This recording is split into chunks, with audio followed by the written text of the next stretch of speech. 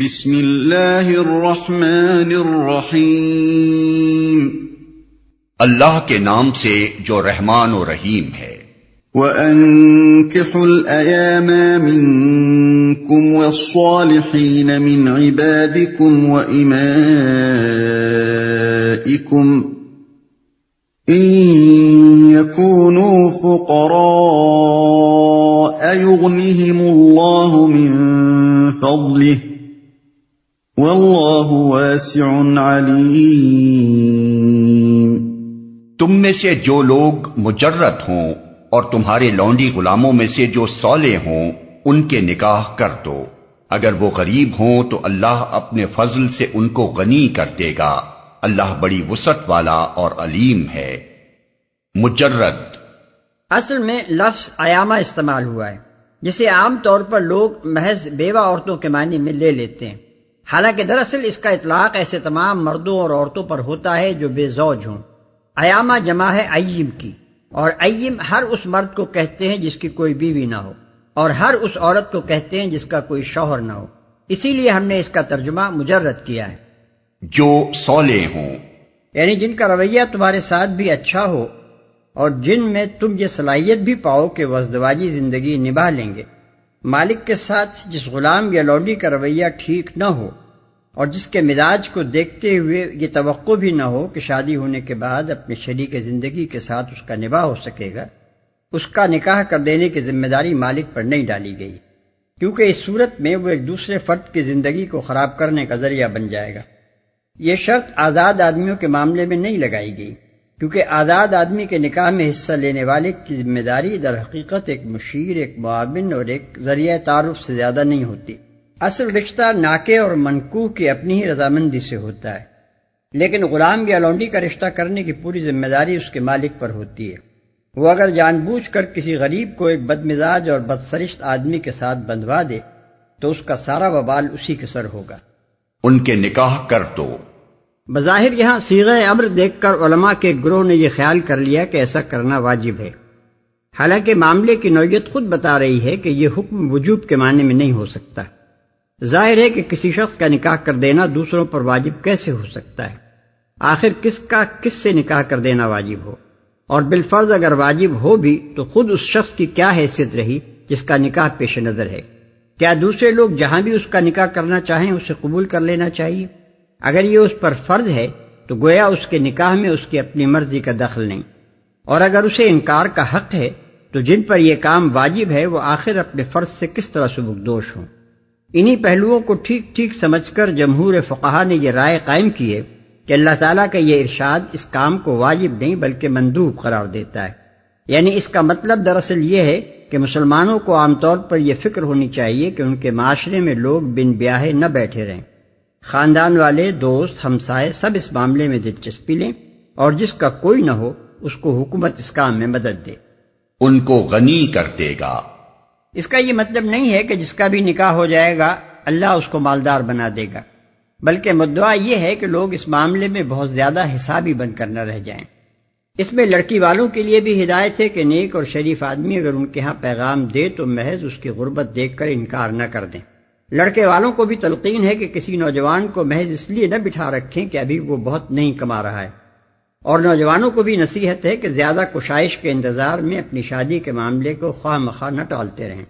تھوڑی آمدنی بھی ہو تو اللہ کے بھروسے پر شادی کر ڈالنی چاہیے۔ بسا اوقات خود شادی ہی آدمی کے حالات درست ہونے کا ذریعہ بن جاتی ہے۔ بیوی کی مدد سے اخراجات قابو میں آ جاتے ہیں، ذمہ داریاں سر پر آ جانے کے بعد آدمی خود بھی پہلے سے زیادہ محنت اور کوشش کرنے لگتا ہے۔ بیوی معاش کے کاموں میں بھی ہاتھ بٹا سکتی ہے، اور سب سے زیادہ یہ کہ مستقبل میں کس کے لیے کیا لکھا ہے اسے کوئی بھی نہیں جان سکتا۔ اچھے حالات برے حالات میں بھی بدل سکتے ہیں، اور برے حالات اچھے حالات میں بھی تبدیل ہو سکتے ہیں، لہذا آدمی کو ضرورت سے زیادہ حساب لگانے سے پرہیز کرنا چاہیے۔ وَلْيَسْتَعْفِفِ الَّذِينَ لَا يَجِدُونَ نِكَاحًا حَتَّى يُغْنِيَهُمُ اللَّهُ مِنْ فَضْلِهِ وَالَّذِينَ يَبْتَغُونَ الْكِتَابَ مِمَّا مَلَكَتْ أَيْمَانُكُمْ فَكَاتِبُوهُمْ إِنْ عَلِمْتُمْ فِيهِمْ خَيْرًا وَآتُوهُمْ مِمَّا لِلَّهِ الَّذِي آتاكم ولا تكرهوا فتياتكم على البغاء إن أردنا تحصنا لتبتغوا عرض الحياة الدنيا ومن يكرههن فإن الله من بعد إكراههن غفور رحيم۔ اور جو نکاح کا موقع نہ پائیں انہیں چاہیے کہ عفت معابی اختیار کریں یہاں تک کہ اللہ اپنے فضل سے ان کو غنی کر دے، اور تمہارے مملوکوں میں سے جو مکاتبت کی درخواست کریں ان سے مکاتبت کر لو اگر تمہیں معلوم ہو کہ ان کے اندر بھلائی ہے، اور ان کو اس مال میں سے دو جو اللہ نے تمہیں دیا ہے، اور اپنی لونڈیوں کو اپنے دنیاوی فائدوں کی خاطر قہبہ گری پر مجبور نہ کرو جبکہ وہ خود پاک دامن رہنا چاہتی ہوں، اور جو کوئی ان کو مجبور کرے تو اس جبر کے بعد اللہ ان کے لیے غفور و رحیم ہے، ان کو غنی کر دے۔ ان آیات کی بہترین تفسیر وہ احادیث ہیں جو اس سلسلے میں نبی صلی اللہ علیہ وسلم سے مروی ہیں۔ حضرت عبداللہ ابن مسعود رضی اللہ عنہ کی روایت ہے کہ حضور صلی اللہ علیہ وسلم نے فرمایا، نوجوانوں، تم میں سے جو شخص شادی کر سکتا ہو اسے کر لینی چاہیے، کیونکہ یہ نگاہ کو بد نظری سے بچانے اور آدمی کی عفت قائم رکھنے کا بڑا ذریعہ ہے، اور جو استطاعت نہ رکھتا ہو وہ روزے رکھے، کیونکہ روزے آدمی کی طبیعت کا جوش ٹھنڈا کر دیتے ہیں۔ بخاری و مسلم۔ حضرت ابو ہریرہ رضی اللہ عنہ روایت کرتے ہیں کہ حضور صلی اللہ علیہ وسلم نے فرمایا، 3 آدمی ہیں جن کی مدد اللہ کے ذمے ہے، ایک وہ شخص جو پاک دامن رہنے کے لیے نکاح کرے، دوسرے وہ مکاتب جو مال کتابت ادا کرنے کی نیت رکھے، تیسرے وہ شخص جو اللہ کی راہ میں جہاد کے لیے نکلے۔ ترمذی، نسائی، ابن ماجہ، احمد۔ مزید تشریح کے لیے ملاحظہ ہو تفہیم القرآن جلد اول، النساء آیت 25۔ مکاتبت کی درخواست کریں۔ مکاتبت کے لفظی معنی تو ہیں لکھا پڑھی، مگر اصطلاح میں یہ لفظ اسی معنی میں بولا جاتا ہے کہ کوئی غلام یا لونڈی اپنی آزادی کے لیے اپنے آقا کو ایک معاوضہ ادا کرنے کی پیشکش کرے، اور جب آقا اسے قبول کرے تو دونوں کے درمیان شرائط کی لکھا پڑھی ہو جائے۔ اسلام میں غلاموں کی آزادی کے لیے جو صورتیں رکھی گئی ہیں یہ ان میں سے ایک ہے۔ ضروری نہیں ہے کہ معاوضہ مال ہی کی شکل میں ہو، آقا کے لیے کوئی خاص خدمت انجام دینا بھی معاوضہ بن سکتا ہے، بشرطے کہ فریقین اس پر راضی ہو جائیں۔ معاہدہ ہو جانے کے بعد آقا کو حق نہیں رہتا کہ غلام کی آزادی میں بیجا رکاوٹیں ڈالے، وہ اس کو مال کتابت فراہم کرنے کے لیے کام کرنے کا موقع دے گا، اور مدت مقررہ کے اندر جب بھی غلام اپنے ذمے کی رقم یا خدمت انجام دے دے وہ اس کو آزاد کر دے گا۔ حضرت عمر رضی اللہ عنہ کے زمانے کا واقعہ ہے کہ غلام نے اپنی مالکہ سے مکاتبت کی اور مدت مقررہ سے پہلے ہی مال کتابت فراہم کر کے اس کے پاس لے گیا۔ مالکہ نے کہا کہ میں تو یکمشت نہ لوں گی بلکہ سال بسال اور ماہ بماہ قسطوں کی صورت میں لوں گی۔ غلام نے حضرت عمر رضی اللہ عنہ سے شکایت کی، انہوں نے فرمایا یہ رقم بیت المال میں داخل کر دے اور جا تو آزاد ہے۔ پھر مالکہ کو کہلا بھیجا کہ تیری رقم یہاں جمع ہو چکی ہے، اب تو چاہے یکمشت لے لے ورنہ ہم تجھے سال بسال اور ماہ بماہ دیتے رہیں گے۔ دارقطنی بروایت ابو سعید مقبری۔ ان سے مکاتبت کر لو۔ اس آیت کا مطلب فقہا کے گروہ نے یہ لیا ہے کہ جب کوئی لونڈی یا غلام مکاتبت کی درخواست کرے تو آقا پر اس کا قبول کرنا واجب ہے۔ یہ عطا، عمر بن دینار، ابن سیرین، مسروق، ضحاک، اکرمہ، ظاہریہ اور ابن جریر طبری کا مسلک ہے، اور امام شافعی رحمۃ اللہ علیہ بھی پہلے اسی کے قائل تھے۔ دوسرا گروہ کہتا ہے کہ یہ واجب نہیں ہے بلکہ مستحب اور مندوب ہے۔ اس گروہ میں شعبی، مقاتل بن حیان، حسن بصری، عبد الرحمن بن زید، سفیان ثوری، ابو حنیفہ اور مالک بن انس جیسے بزرگ شامل ہیں، اور آخر میں امام شافعی رحمۃ اللہ علیہ بھی اسی کے قائل ہو گئے تھے۔ پہلے گروہ کے مسلک کی تائید 2 چیزیں کرتی ہیں، ایک یہ کہ آیت کے الفاظ ہیں کاتبوہم یعنی ان سے مکاتبت کر لو، یہ الفاظ صاف طور پر دلالت کرتے ہیں کہ یہ اللہ تعالیٰ کا حکم ہے۔ دوسرے یہ کہ معتبر روایات سے ثابت ہے کہ مشہور فقیہ و محدث حضرت محمد بن سیرین کے والد سیرین نے اپنے آقا حضرت انس سے جب مکاتبت کی درخواست کی اور انہوں نے قبول کرنے سے انکار کر دیا تو سیرین حضرت عمر رضی اللہ عنہ کے پاس شکایت لے گئے۔ انہوں نے واقعہ سنا تو وہ درہ لے کر حضرت انس پر پل پڑے اور فرمایا اللہ کا حکم ہے کہ مکاتبت کر لو۔ بخاری۔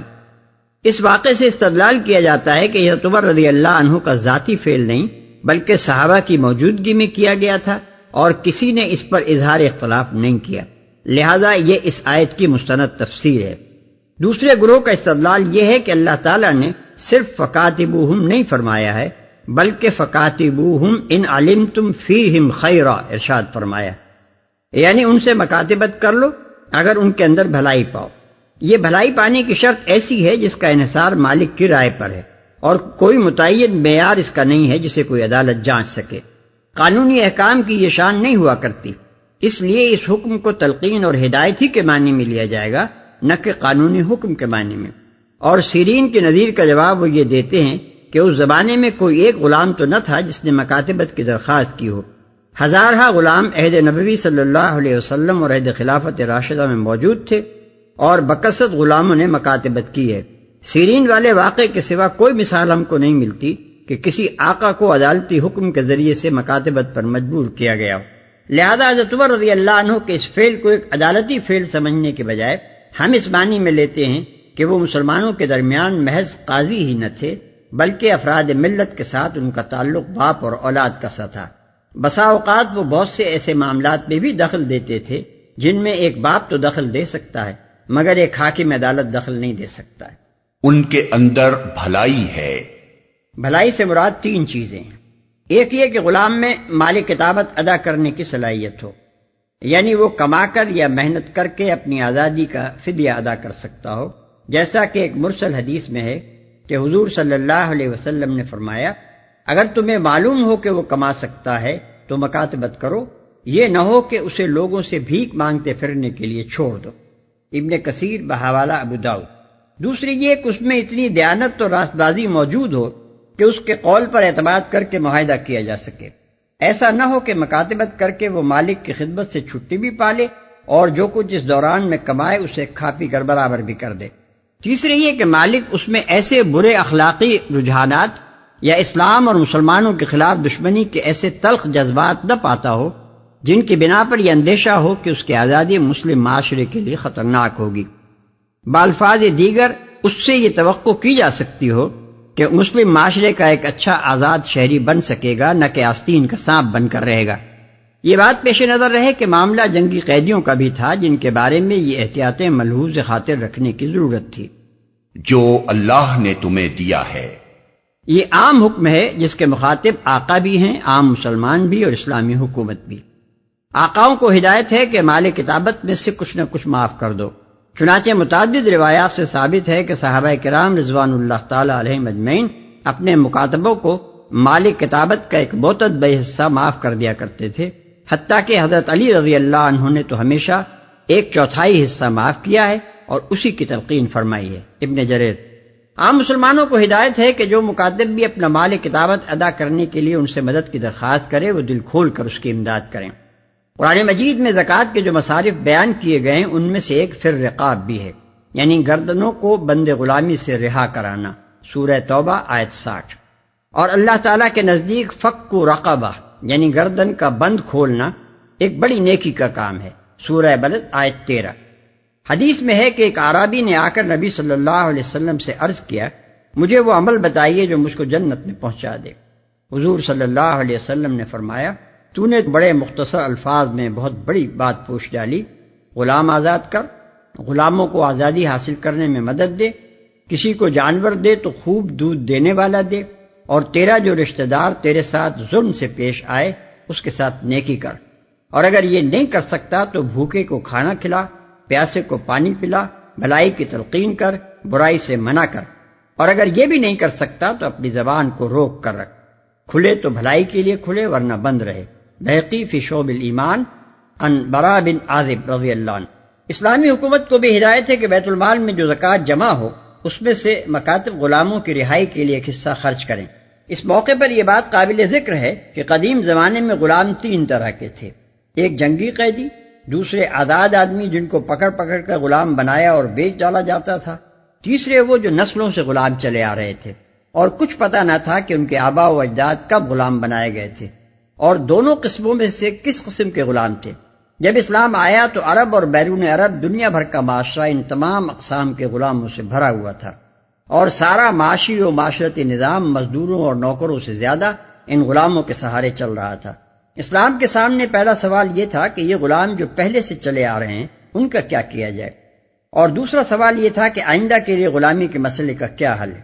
پہلے سوال کے جواب میں اسلام نے یہ نہیں کیا کہ یک لخت قدیم زمانے کے تمام غلاموں پر سے لوگوں کے حقوق ملکیت ساقط کر دیتا، کیونکہ اس سے نہ صرف یہ کہ پورا معاشرتی و معاشی نظام مفلوج ہو جاتا، بلکہ عرب کو امریکہ کی خانہ جنگی سے بھی بدرجہ زیادہ سخت تباہ کن خانہ جنگی سے دوچار ہونا پڑتا، اور پھر بھی اصل مسئلہ حل نہ ہوتا، جس طرح امریکہ میں حل نہ ہو سکا اور سیاہ فام لوگوں یعنی نیگروز کی ذات کا مسئلہ بہرحال باقی رہ گیا۔ اس احمقانہ طریق اصلاح کو چھوڑ کر اسلام نے فک و رقابہ کی ایک زبردست اخلاقی تحریک شروع کی، اور تلقین و ترغیب، مذہبی احکام اور ملکی قوانین کے ذریعے سے لوگوں کو اس بات پر ابھارا کہ یا تو آخرت کی نجات کے لیے توأن غلاموں کو آزاد کریں، یا اپنے قصوروں کے کفارے ادا کرنے کے لیے مذہبی احکام کے تحت انہیں رہا کریں، یا مالی معاوضہ لے کر ان کو چھوڑ دیں۔ اس تحریک میں نبی صلی اللہ علیہ وسلم نے خود 63 غلام آزاد کیے۔ آپ کی بیویوں میں سے صرف ایک بیوی حضرت عائشہ رضی اللہ عنہا کے آزاد کردہ غلاموں کی تعداد 67 تھی۔ حضور صلی اللہ علیہ وسلم کے چچا حضرت عباس رضی اللہ عنہ نے اپنی زندگی میں 70 غلاموں کو آزاد کیا۔ حکیم بن حزام رضی اللہ عنہ نے 100، عبداللہ بن عمر رضی اللہ عنہ نے 1000، ذوالکلا حمیری رضی اللہ عنہ نے 8000 اور عبد الرحمن بن عوف رضی اللہ عنہ نے 30,000 کو رہائی بخشی۔ ایسے ہی واقعات دوسرے صحابہ کی زندگی میں بھی ملتے ہیں، جن میں حضرت ابو بکر رضی اللہ عنہ اور حضرت عثمان رضی اللہ عنہ کے نام بہت ممتاز ہیں۔ خدا کی رضا حاصل کرنے کا ایک عام شوق تھا، جس کی بدولت لوگ کثرت سے خود اپنے غلام بھی آزاد کرتے تھے اور دوسروں سے بھی غلام خرید کر آزاد کرتے چلے جاتے تھے۔ اس طرح جہاں تک سابق دور کے غلاموں کا تعلق ہے، وہ خلفائے راشدین کا زمانہ ختم ہونے سے پہلے ہی تقریباً سب کے سب رہا ہو چکے تھے۔ اب رہ گیا آئندہ کا مسئلہ۔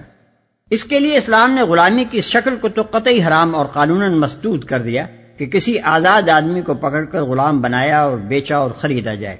البتہ جنگی قیدیوں کو صرف اس صورت میں غلام بنا کر رکھنے کی اجازت، حکم نہیں بلکہ اجازت دی، جبکہ ان کی حکومت ہمارے جنگی قیدیوں سے ان کا تبادلہ کرنے پر راضی نہ ہو اور وہ خود بھی اپنا فدیہ ادا نہ کریں۔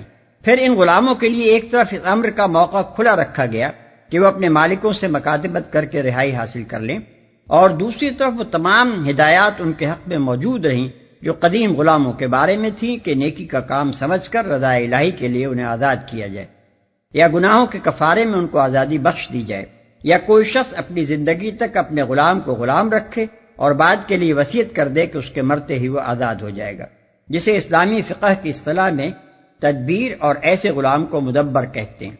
یا کوئی شخص اپنی لونڈی سے تمتع کرے اور اس کے ہاں اولاد ہو جائے، اس صورت میں مالک کے مرتے ہی وہ آپ سے آپ آزاد ہو جائے گی، خواہ مالک نے وصیت کی ہو یا نہ کی ہو۔ یہ حل ہے جو اسلام نے غلامی کے مسئلے کا کیا ہے۔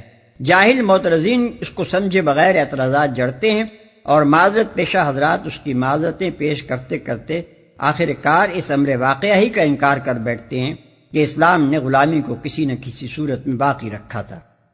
خود پاک دامن رہنا چاہتی ہوں۔ اس کا یہ مطلب نہیں ہے کہ اگر لونڈیاں خود پاک دامن نہ رہنا چاہتی ہوں تو ان کو قحبہ گری پر مجبور کیا جا سکتا ہے، بلکہ اس کا مطلب یہ ہے کہ اگر لونڈی خود اپنی مرضی سے بدکاری کی مرتکب ہو تو وہ اپنے جرم کی آپ ذمہ دار ہے، قانون اس کے جرم پر اسی کو پکڑے گا، لیکن اگر اس کا مالک جبر کر کے اس سے یہ پیشہ کرائے تو ذمہ داری مالک کی ہے اور وہی پکڑا جائے گا۔ اور ظاہر ہے کہ جبر کا سوال پیدا ہی اس وقت ہوتا ہے جبکہ کسی کو اس کی مرضی کے خلاف کسی کام پر مجبور کیا جائے۔ رہا دنیاوی فائدوں کی خاطر کا فقرہ، تو دراصل یہ ثبوت حکم کے لیے شرط اور قید کے طور پر استعمال نہیں ہوا ہے کہ اگر مالک اس کی کمائی نہ کھا رہا ہو تو لونڈی کو قحبہ گری پر مجبور کرنے میں وہ مجرم نہ ہو، بلکہ اس سے مقصود اس کمائی کو بھی حرمت کے حکم میں شامل کرنا ہے جو اس ناجائز جبر کے ذریعے حاصل کی گئی ہو۔ لیکن اس حکم کا پورا مقصد محض اس کے الفاظ اور سیاق و سباق سے سمجھ میں نہیں آ سکتا۔ اسے اچھی طرح سمجھنے کے لیے ضروری ہے کہ ان حالات کو بھی نگاہ میں رکھا جائے جن میں یہ نازل ہوا ہے۔ اس وقت عرب میں قحبہ گری کی دو صورتیں رائج تھیں، ایک خانگی کا پیشہ، دوسرے باقاعدہ چکلا۔ خانگی کا پیشہ کرنے والی زیادہ تر آزاد شدہ لونڈیاں ہوتی تھیں جن کا کوئی سرپرست نہ ہوتا، یا ایسی آزاد عورتیں ہوتی تھیں جن کی پشت پناہی کرنے والا کوئی خاندان یا قبیلہ نہ ہوتا۔ یہ کسی گھر میں بیٹھ جاتی اور کئی مردوں سے بیک وقت ان کا معاہدہ ہو جاتا کہ وہ ان کو مدد خرچ دیں گے اور اپنی حاجت رفع کرتے رہیں گے۔ جب بچہ پیدا ہوتا تو عورت ان مردوں میں سے جس کے متعلق کہہ دیتی کہ یہ بچہ اس کا ہے، اسی کا بچہ وہ تسلیم کر لیا جاتا تھا۔ یہ گویا معاشرے میں ایک مسلم ادارہ تھا جسے اہل جاہلیت ایک قسم کا نکاح سمجھتے تھے۔ اسلام نے آ کر نکاح کے صرف اس معروف طریقے کو قانونی نکاح قرار دیا جس میں ایک عورت کا صرف ایک شوہر ہوتا ہے، اور اس طرح باقی تمام صورتیں زنا میں شمار ہو کر آپ سے آپ جرم ہو گئیں۔ ابو داؤد۔ دوسری صورت یعنی کھلی قحبہ گری تمام تر لونڈیوں کے ذریعے سے ہوتی تھی۔ اس کے دو طریقے تھے، ایک یہ کہ لوگ اپنی جوان لونڈیوں پر ایک بھاری رقم عائد کر دیتے تھے کہ ہر مہینے اتنا کما کر ہمیں دیا کرو، اور وہ بیچاریاں بدکاری کرا کر یہ مطالبہ پورا کرتی تھیں۔ اس کے سوا نہ کسی دوسرے ذریعے سے وہ اتنا کما سکتی تھیں، نہ مالک ہی یہ سمجھتے تھے کہ وہ کسی پاکیزہ کسب کے ذریعے سے یہ رقم لایا کرتی ہیں، اور نہ جوان لونڈیوں پر عام مزدوری کی شرح سے کئی گنی رقم عائد کرنے کی کوئی دوسری معقول وجہ ہی ہو سکتی تھی۔ دوسرا طریقہ یہ تھا کہ لوگ اپنی جوان اور خوبصورت لونڈیوں کو کوٹھوں پر بٹھا دیتے تھے اور ان کے دروازوں پر جھنڈے لگا دیتے تھے، جنہیں دیکھ کر دور ہی سے معلوم ہو جاتا تھا کہ حاجت مند آدمی کہاں اپنی حاجت رفع کر سکتا ہے۔ یہ عورتیں قلیقیات کہلاتی تھیں اور ان کے گھر مواخیر کے نام سے مشہور تھے۔ بڑے بڑے معزز رئیسوں نے اس طرح کے چکلے کھول رکھے تھے۔ خود عبداللہ ابن ابی رئیس المنافقین، وہی صاحب جنہیں نبی صلی اللہ علیہ وسلم کے تشریف آوری سے پہلے اہل مدینہ اپنا بادشاہ بنانا طے کر چکے تھے، اور وہی صاحب جو حضرت عائشہ رضی اللہ عنہا پر تہمت لگانے میں سب سے پیش تھے۔ مدینے میں ان کا ایک باقاعدہ چکلا موجود تھا جس میں 6 خوبصورت لونڈیاں رکھی گئی تھیں۔ ان کے ذریعے سے وہ صرف دولت ہی نہیں کماتے تھے بلکہ عرب کے مختلف حصوں سے آنے والے معزز مہمانوں کی تواضع بھی انہی سے فرمایا کرتے تھے، اور ان کی ناجائز اولاد سے اپنے خدم و حشم کی فوج بھی بڑھاتے تھے۔ انہی لونڈیوں میں سے ایک جس کا نام معاذہ تھا مسلمان ہو گئی اور اس نے توبہ کرنی چاہی۔ ابن ابی نے اس پر تشدد کیا۔ اس نے جا کر حضرت ابوبکر رضی اللہ عنہ سے شکایت کی۔ انہوں نے معاملہ سرکار تک پہنچایا اور سرکار رسالت مآب صلی اللہ علیہ وسلم نے حکم دے دیا کہ لونڈی اس ظالم کے قبضے سے نکال لی جائے۔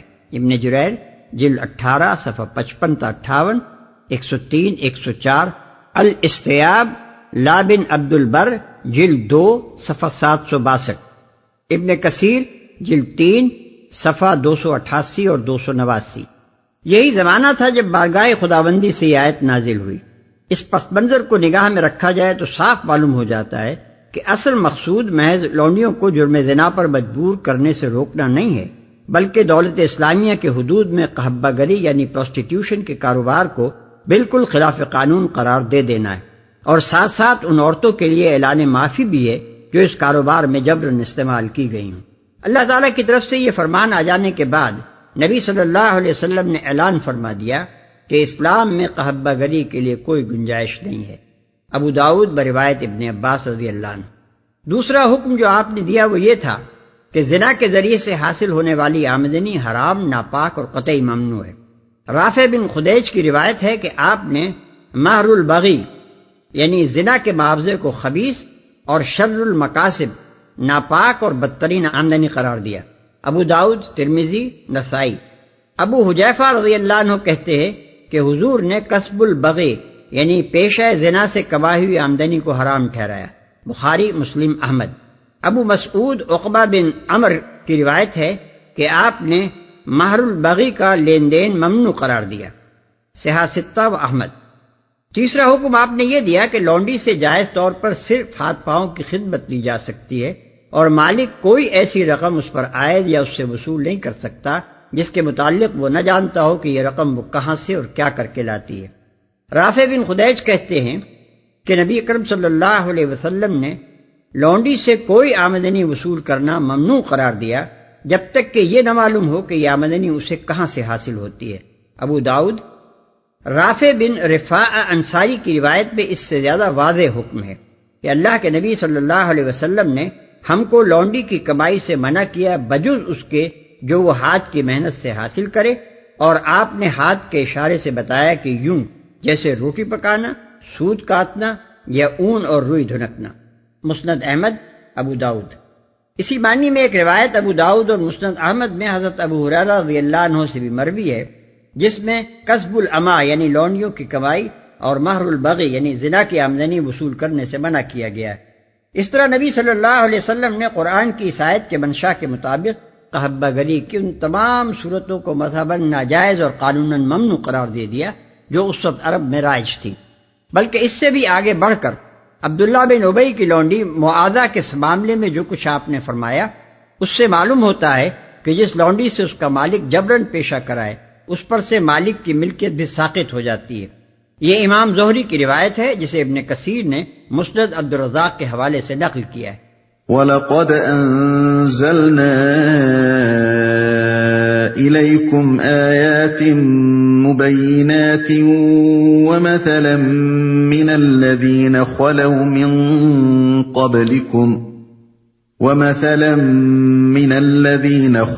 مِن قَبْلِكُمْ وَمَوْعِظَةً لِّلْمُتَّقِينَ۔ ہم نے صاف صاف ہدایت دینے والی آیات تمہارے پاس بھیج دی ہیں، اور ان قوموں کی عبرتناک مثالیں بھی ہم تمہارے سامنے پیش کر چکے ہیں جو تم سے پہلے ہو گزری ہیں، اور وہ نصیحتیں ہم نے کر دی ہیں جو ڈرنے والوں کے لیے ہوتی ہیں۔ اس آیت کا تعلق صرف اوپر کی آخری آیت ہی سے نہیں ہے بلکہ اس پورے سلسلہ بیان سے ہے جو آغاز سورہ سے یہاں تک چلا آ رہا ہے۔ صاف صاف ہدایتیں دینے والی آیات سے مراد وہ آیات ہیں جن میں زنا اور قذف اور لعان کا قانون بیان کیا گیا ہے۔ بدکار مردوں اور عورتوں سے اہل ایمان کو شادی بیاہ کے معاملے میں مقاطع کرنے کی ہدایت فرمائی گئی ہے۔ شریف لوگوں پر بے بنیاد تہمتیں لگانے اور معاشرے میں فواحش کی اشاعت کرنے سے روکا گیا ہے۔ مردوں اور عورتوں کو غض بصر اور حفظ فروج کی تاکید کی گئی ہے۔ عورتوں کے لیے پردے کے حدود قائم کیے گئے ہیں۔ شادی کے قابل لوگوں کے مجرد بیٹھے رہنے کو ناپسند کیا گیا ہے۔